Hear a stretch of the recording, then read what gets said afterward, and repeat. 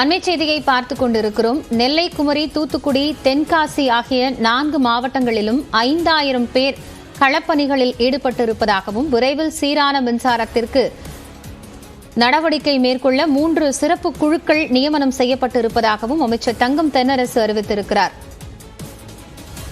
கூடுதல் விவரங்களோடு சிறப்பு செய்தியாளர் அபினேஷ் இணைகிறார். அவரோடு பேசலாம். அபினேஷ், இது குறித்த விவரங்கள் என்ன?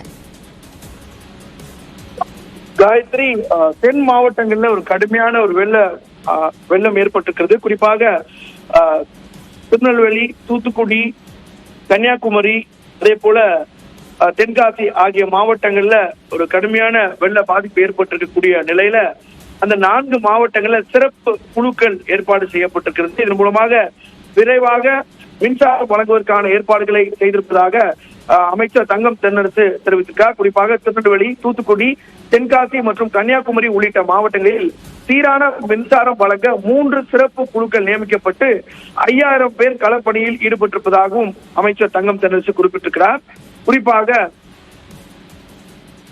இந்த மேற்கொண்டு மாவட்டங்களில் கனமழையின் காரணமாக சேதமடைந்த மின்கம்பங்கள், மின் மாற்றிகள் உள்ளிட்ட உபகரணங்களின் சேதங்களை மதிப்பீடு செய்து அவற்றை விரைவாக சரி செய்து பாதிக்கப்பட்ட பகுதிகளில் மின்சாரத்தினை சீரமைக்கும் பணிகளை துரிதமாக மேற்கொள்ளும் பொருட்டு இந்த 3 சிறப்பு குழுக்கள் அமைக்கப்பட்டிருப்பதாகவும் தெரிவிக்கப்பட்டிருக்கிறது. குறிப்பாக திருநெல்வேலி மற்றும் தென்காசி மாவட்டத்திற்கான சிறப்பு குழு தமிழ்நாடு மின் தொடரமைப்பு கழகத்தினுடைய இயக்குநர் தலைமையிலும், அதே போல தூத்துக்குடி மாவட்டத்திற்கான சிறப்பு குழு தமிழ்நாடு மின் தொடரமைப்பு கழகத்தின் பொது கட்டுப்பாட்டு சேலம் வட்டத்தின் மேற்பார்வையாளர் தலைமையிலும், கன்னியாகுமரி மாவட்டத்துக்கான சிறப்பு குழு தமிழ்நாடு மின் தொடரமைப்பு கழகத்தின் பொது கட்டுமான மதுரை வட்டத்தின் மேற்பார்வையாளர் பொறியாளர் தலைமையிலும் இந்த சிறப்பு குழுக்கள் செயல்படுத்த. நன்றி அபினேஷ், இது குறித்த விவரங்கள் இணைந்து வழங்கியமைக்காக.